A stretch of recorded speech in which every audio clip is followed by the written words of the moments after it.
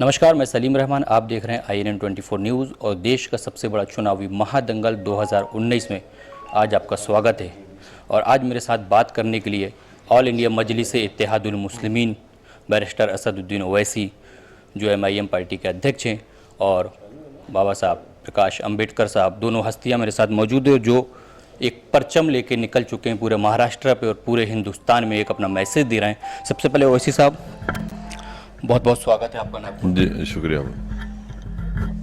क्या कहेंगे सर, एक हुकूमत के सामने आप चैलेंज कंटिन्यू करते हैं, ना ही मोदी PM हो ना राहुल PM हो, तो कौन PM हो? नहीं देखिए, ये सवाल ख़ुद गलत है इसलिए कि क्या हिंदुस्तान में काबिल लोग नहीं हैं। 130 करोड़ की आबादी है और अगर हम ये समझेंगे सिर्फ राहुल और मोदी ही काबिल हैं तो मैं समझता हूँ कि हमारे हिंदुस्तान के हिंदुस्तानियों की बहुत बड़ी तौहीन होगी। तो और इसमें मुल्क में बहुत काबिल लोग हैं जो इस मुल्क को लीड कर सकते हैं और इन दो, एक तो काबिल ने तो पूरा बर्बाद कर दिया जो 280 सीट लेकर आए, अब दूसरे अपने आप को लायक बता रहे हैं। तो देखिए, ये सवाल हिंदुस्तान की आवाम फैसला करेगी और मुझे पूरा यकीन है कि दिल्ली में एक गैर कांग्रेसी गैर BJP सरकार तश्कील में आएगी और उसमें हमारे बड़े भाई जनाब प्रकाश अंबेडकर साहब का बहुत बड़ा रोल होगा इंशाल्लाह। क्या लगता है पूरे महाराष्ट्र पे 2014 पे तेलंगाना से निकल के महाराष्ट्र में कब्जा करते करते अब सीधे पूरे हिंदुस्तान में लोकसभा सीट उतर रहे हैं? नहीं कहाँ हिंदुस्तान में, कहाँ, हम तो सिर्फ हिंदुस्तान के एक अलग हिस्सों पे तो आप हैं। हाँ नहीं देखिए, महाराष्ट्र में हम वंचित बहुजन आघाड़ी के साथ तायद कर रहे हैं, तो कहाँ पूरा मुल्क कहाँ है? पूरा मुल्क तो दूसरे लोगों के लड़ रहे हैं, हम तो सिर्फ महाराष्ट्र में लड़ रहे हैं। और आपके तेलंगाना में हम एक ही सीट लड़ रहे हैं, वहाँ पर 16 सीट पर TRS की तायद कर रहे हैं और बिहार में किशनगंज एक सीट है बस।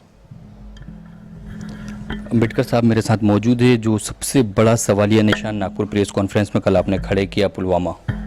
दूसरी तरफ अगर देखा जाए तो चुनाव आयोग कहता है कि पुलवामा न शहीदों के नाम ली जाए न कोई बात की जाए, लेकिन हर चीज़ को आप उसी चीज़ में उठा रहे हैं। देखिए, इलेक्शन कमीशन के पास इतना अधिकार नहीं है कि हम क्या उठाए कहाँ नहीं उठाए।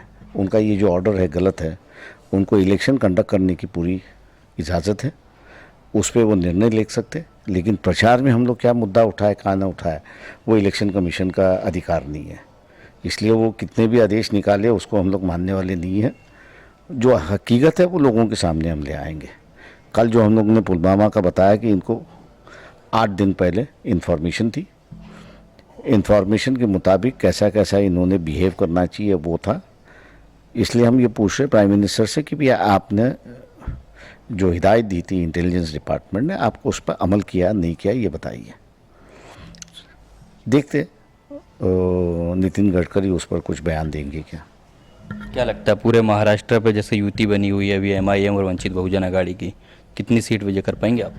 देखिए, ये तो अभी सीधे लड़ाई हो चुकी है बिटवीन सेना BJP कॉम्बिनेशन और वंचित बहुजन आघाड़ी MIM की कॉम्बिनेशन में। हम लोग उम्मीद करते हैं कि ज़्यादा से ज़्यादा सीट हम लोग जीतें। सर, महाराष्ट्र पे विदर्भ में आप हैं, नागपुर पे, और चंद्रपुर, अमरावती, नागपुर, ये सब सभाएं होने के बाद में क्या लगता है वाकई पे नागपुर या महाराष्ट्र से फिर एक लोकसभा उम्मीदवार आपके साथ रहेंगे?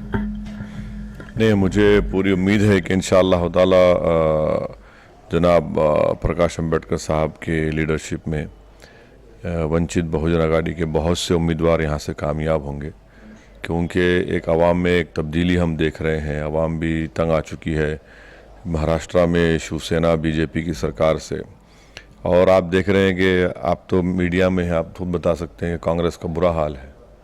तो अल्टरनेटिव क्या है यहाँ पर?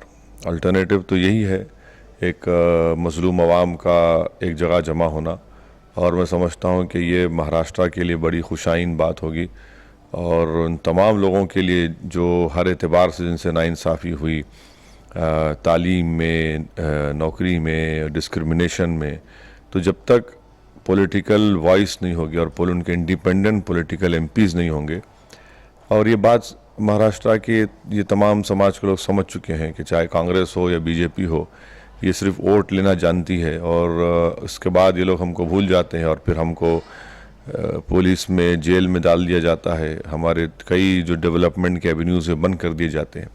तो इसलिए ये तमाम चीज़ें हैं और हमको पूरा यकीन है कि अच्छा नतीजा आएगा।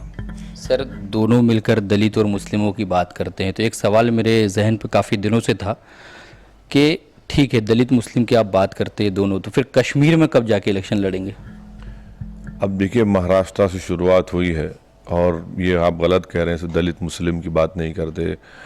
जनाब प्रकाश अम्बेडकर साहब इसमें वो ओबीसी की बात करते हैं और हम जहाँ जहाँ हमारी सभाएं हुई, इतनी बड़ी तादाद में कोली समाज के लोग, हमारे धनगर समाज के लोग, ओबीसी समाज के बहुत से लोग हैं। तो इसको आप महदूद मत कर दीजिए। इसमें तमाम जितने जो कमज़ोर तबक़ात हैं, जिन पर इंसाफ नहीं हुआ और जो चाहते हैं कि उन्हें जस्टिस मिले, तो ये तमाम उसका एक ऑर्गेनाइजेशन जनाब प्रकाश अम्बेडकर साहब ने बनाया है।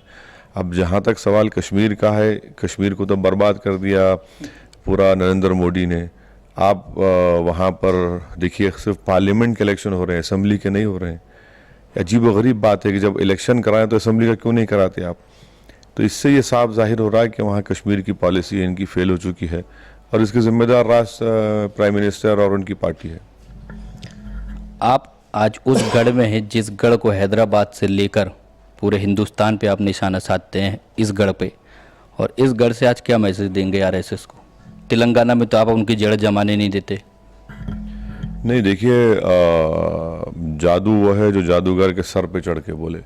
तो इसीलिए हम यही बोलना चाह रहे हैं कि हिंदुस्तान एक बहुत बड़ा डाइवर्स कंट्री है और आरएसएस की जो सोच है वो हिंदुस्तान की डाइवर्सिटी को, हिंदुस्तान की प्लुरलिज्म को, हिंदुस्तान के कंपोजिट कल्चर के लोग, इनको एलर्जी है, इसके ख़िलाफ़ हैं।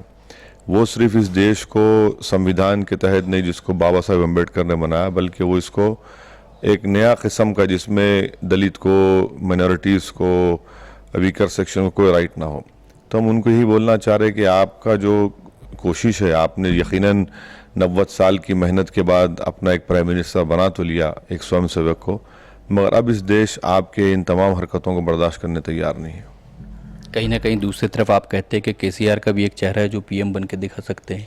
नहीं, मैंने ये कहा कि जब यही सवाल होता है कि भाई ये सवाल कि प्राइम मिनिस्टर कौन बनेगा, क्या राहुल बनेंगे या मोदी बनेंगे, तो मेरा बोलना ये है कि भाई क्या हमारे हिंदुस्तान की माएँ काबिल लोगों को पैदा करना छोड़ दी क्या?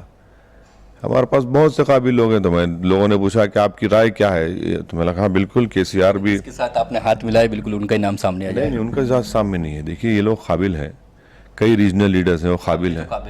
नहीं, मेरे मुल्ला की दौड़ मस्जिद तक है मामला अपना, तो ऐसा कुछ नहीं है। हम लोग आप दोनों काबिल हैं। नहीं, देखिए, हमारी काबिलियत ये है कि हम जो गरीब आवाम में हम उनको उम्मीद दिला दी है, उनको हम ये बता दिए हैं कि भाई आपको खड़े होकर लड़ना है।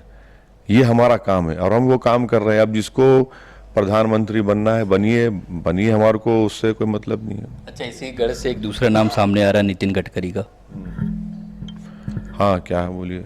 कि वो पीएम का उम्मीदवार हैं, पीएम चेहरा बना सकती है आरएसएस में, क्या कहना चाहेंगे? वो उनका पार्टी का मामला है। हम तो यहाँ हराने आए हैं नितिन गडकरी को, और हो जाएगा। पतंग उड़ाते उड़ाते बिल्कुल चाय की पप्पी यहाँ नागपुर में बिल्कुल पिलाने आए हुए हैं। वैसे सब वाकई पे देखना होगा कि आज विदर्भ में कितना ज़्यादा सभाओं पे लोग होते हैं, ये सभा सुनने के लिए या फिर उसको वोट में तब्दील कर पाते हैं। कैमरामैन अजीत के साथ सलीम रहमान, IN24 न्यूज़, नागपुर।